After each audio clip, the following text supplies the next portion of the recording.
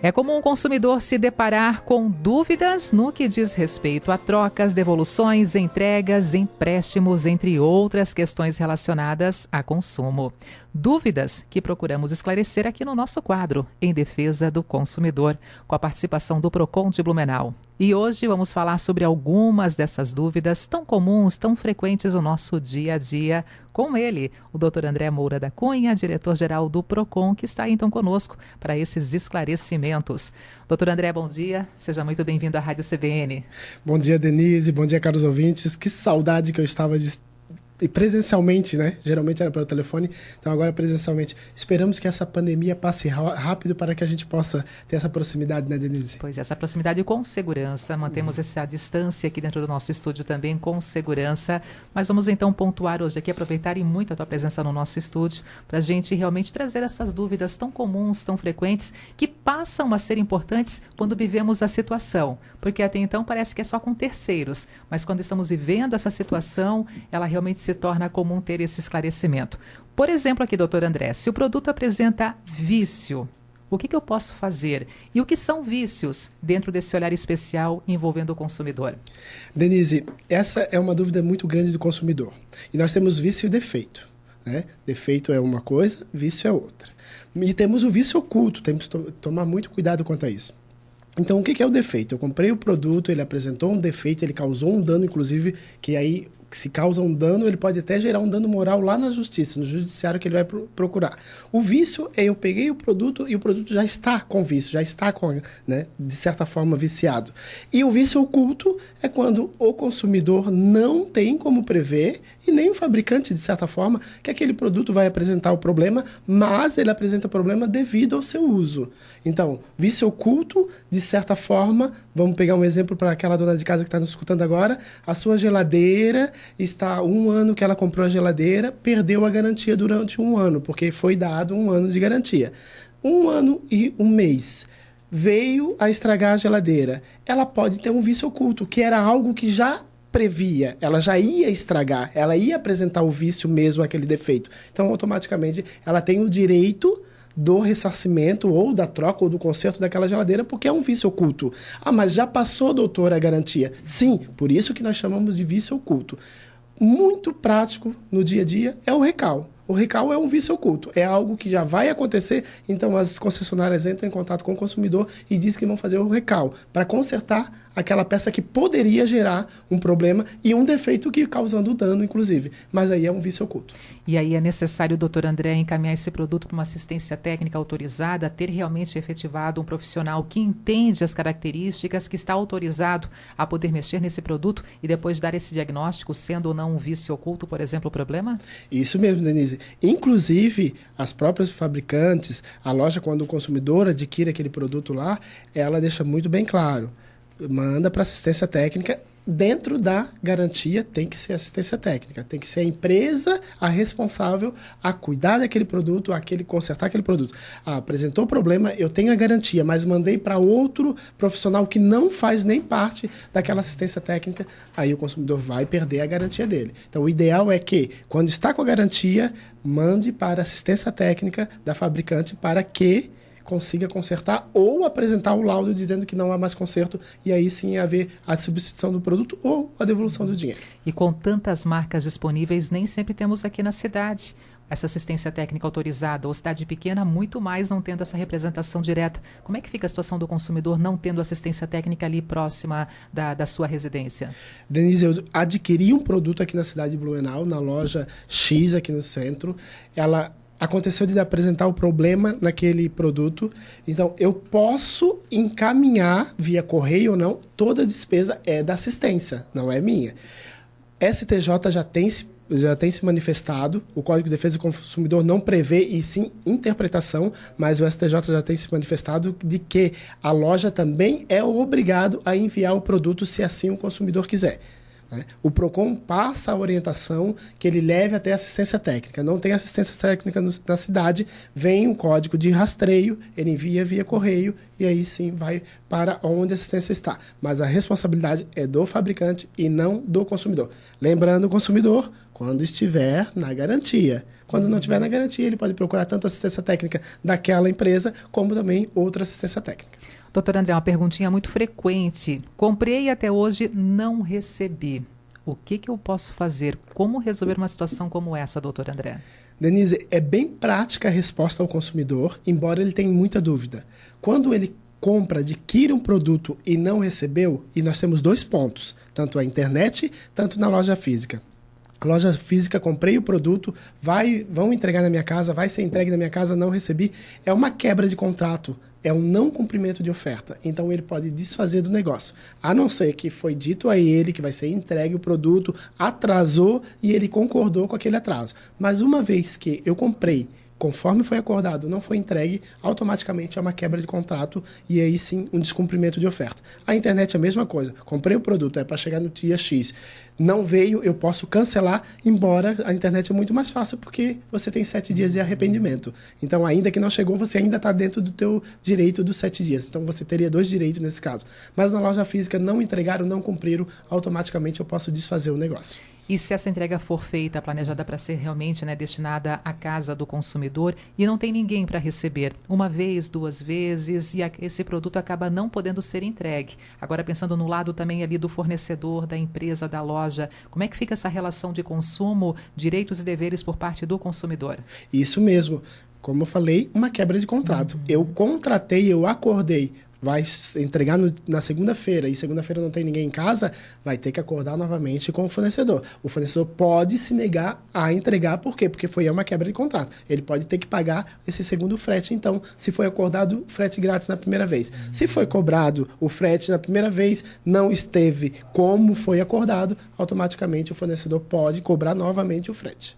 É importante colocar, porque sempre a gente aqui realmente enaltece os direitos do consumidor, mas também existem deveres a serem colocados em evidência e o nosso espaço aqui é para tirar essas dúvidas, é para evidenciar essa boa relação de consumo entre todas as partes, sempre às sextas-feiras com o Dr. André Moura da Cunha, que é o diretor-geral do PROCON de Blumenau, aqui no Espaço em Defesa do Consumidor. Seguimos em frente com as dúvidas, Dr. André. Estou devendo e não consigo pagar por causa dos juros. Qual seria o procedimento que o consumidor deve fazer para ambas as partes ficarem bem? Nesse caso também aqui, empresa e cliente, empresa e consumidor. Denise, quando o consumidor faz a compra do produto, ele adquire o produto, ele acorda o valor, ele acorda a condição de pagamento. Neste caso, ele atrasou por algum motivo, ele vai ter que cumprir o que está no contrato, ele vai ter que cumprir as regras, que é pagamento de taxa, pagamento de juros, porque ele atrasou, ele descumpriu.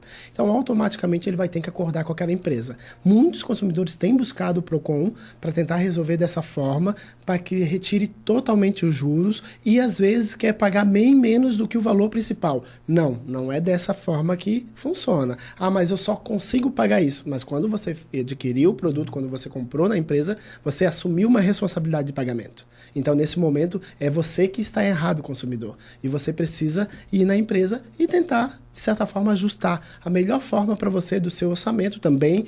Tem que saber como é que está o seu orçamento. Não adianta fazer uma renegociação e depois não pagar. Mas todas as vezes que você deixou de cumprir qualquer tipo de contrato, qualquer tipo de negociação, você é ocupado. Então, você tem que ir lá na empresa e você vai ter que acordar com a empresa. Lembrando que nós entramos aí numa lei de superendividamento, que é a lei que veio para facilitar a vida do consumidor. Eu diria que é uma nova chance, né, à saúde financeira do consumidor. Essa lei do superendividamento, Denise, muito bem deixar claro aqui para o consumidor que o PROCON não está fazendo no momento ainda, nós não se habituamos, nós não entramos, né, na lei, a gente está encaminhando ao judiciário, porque o PROCON precisa ter um contador, precisa ter vários profissionais para que faça todo esse cálculo. E é muito difícil, não é um cálculo simples. Imagina um consumidor com várias dívidas que ele tem no banco, na loja, em tudo quanto é lugar, ele chega lá no PROCON, quero fazer uma negociação com a empresa, porque pode chegar até 5 anos, inclusive. E quanto pode ou não, que a lei não prevê, quanto pode ser o orçamento do cliente? Quanto pode ser, de certa forma, é o do cliente, é da família toda, é a renda per capita, como funciona? Então, tudo isso ainda é algo que está, de certa forma, sendo colocado em uma cartilha para que consiga, de certa forma, o consumidor sair satisfeito, conseguir honrar, porque também não adianta simplesmente ele ir lá, né, no PROCON ou na justiça querer resolver o problema dele financeiramente e não conseguir honrar depois. Então, o consumidor tem que ter essa consciência. tem os juros, tem o taxa, tenta negociar o máximo que consiga, claro, juros abusivos, aí sim, ele pode procurar uma outra alternativa, tanto o judiciário quanto o PROCON, para tentar verificar essa situação dele. Mas uma vez que ele deve os juros da taxa por não ter pago e ficou inadimplente, ele tem que acordar com a empresa. Doutor André, nosso ouvinte aqui é Adriana Helena. O que faço se eu paguei uma conta online, tenho o comprovante, mas a empresa ainda não reconheceu como dívida paga? Denise, primeiramente, o consumidor precisa saber que quando ele fez um pagamento, o Pix é muito rápido. Agora, um boleto bancário, existe compensação, existem regras de cada banco, então ele precisa aguardar essa compensação. Uma vez compensado esse valor, aí sim, o nome vai ser retirado da negativação, se caso ele tiver negativado até 5 dias úteis. Caso contrário, não conseguiu reconhecer o pagamento, do outro lado ele tem que provar à empresa que foi feito o pagamento e caso ainda assim a empresa não reconhecer, ele pode procurar o órgão administrativo, o PROCON, para que verifique com ele o que aconteceu no meio desse trajeto que não foi compensado.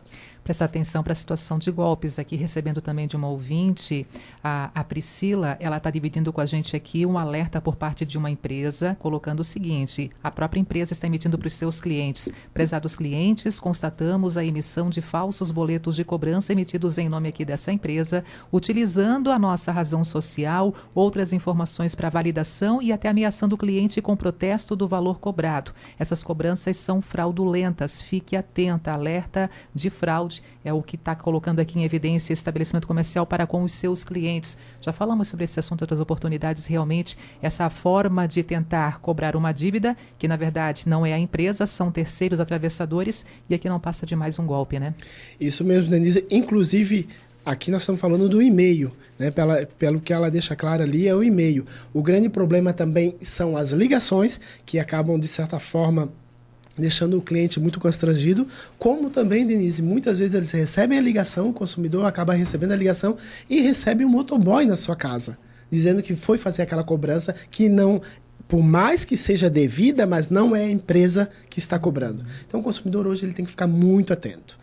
Recebeu qualquer ligação, recebeu qualquer motoboy ou pessoa batendo na sua casa, recebeu um e-mail, recebeu uma mensagem, tome muito cuidado, desligue o telefone, entre em contato com a empresa, verifique se é o telefone da empresa mesmo e verifique se deve, se é aquele valor, se a cobrança está vindo daquele local ou não. Tenha certeza, porque uma vez que ele fizer o pagamento para esses golpistas, ele está pagando 2 vezes. Ele vai pagar aquele que é um golpe e vai ter que pagar a empresa, porque a empresa não vai deixar de negativar o nome dele porque ele deixou de pagar. Última questão aqui, doutor André. O meu nome foi incluído sem aviso no SPC Serasa. O consumidor pode conseguir uma indenização? Como é que também resolver uma situação que nem essa, já que ele teve o nome incluído sem aviso prévio no SPC Serasa? Denise, a regra é bem básica que tem que ser informado ao consumidor, primeiramente, que ele está devendo naquele estabelecimento. Uma vez, mesmo que ele está devendo, tem que ser informado a ele que ele está devendo. Uma vez que foi provado que ele teve, né, de certa forma, conhecimento, vai poder fazer a negativação. Se o consumidor não recebeu, ele pode sim, de certa forma, ganhar uma indenização. Mas lembrando, tem que ser lá no judiciário, ele tem que entrar. Os juízes, os magistrados estão, de certa forma, dizendo que às vezes é mero aborrecimento, então ele acaba não ganhando nenhum valor, né? Não vai pagar também as custas, não vai pagar nada, mas também acaba não ganhando. É muito importante o consumidor se atentar que, uma vez que ele está devendo, ele já tenha consciência de que ele deve naquela empresa. Então, pode haver a negativação quando ele assina o contrato em si. Agora, se ele não tem nenhum vínculo com aquela empresa e foi negativado, aí sim é a indenização na certa. Tá certo, doutor André. Foi um prazer te receber aqui no nosso estúdio depois de tanto tempo. Tua presença conosco aqui na programação da Rádio CBN, no estúdio da Rádio CBN, nessa sexta-feira, ficou ainda mais especial. Obrigada pela presença, tá? Obrigado, Denise. Novamente, eu estava morrendo de saudade de vocês, só falando via telefone, mas hoje aqui presente para os nossos ouvintes também. Uma ótima sexta-feira e um bom final de semana. Por falar em telefone, o WhatsApp é à disposição do consumidor 999200083. Isso mesmo, 999200083. Mensagem de texto, ele pode fazer sua denúncia, pode tirar a sua dúvida e, inclusive, Denise, ele não precisa mais fazer o agendamento porque o PROCON já está trabalhando normalmente com um protocolo muito lembrado. Ele está trabalhando com as portas abertas todos os dias das 9 às 14 horas, não fecha para almoço. Mas tendo dúvidas, o WhatsApp é a melhor ferramenta realmente para colocar próximo o consumidor e o PROCON aqui na nossa cidade. Perfeitamente, né? Porque o consumidor não precisa sair de casa. É isso aí. Obrigada, doutor André. Um bom dia, um maravilhoso final de semana. Obrigado, Denise. Igualmente para todos também um ótimo final de semana. Doutor André Moura da Cunha, diretor-geral do PROCON, aqui conosco em mais um quadro em defesa do consumidor.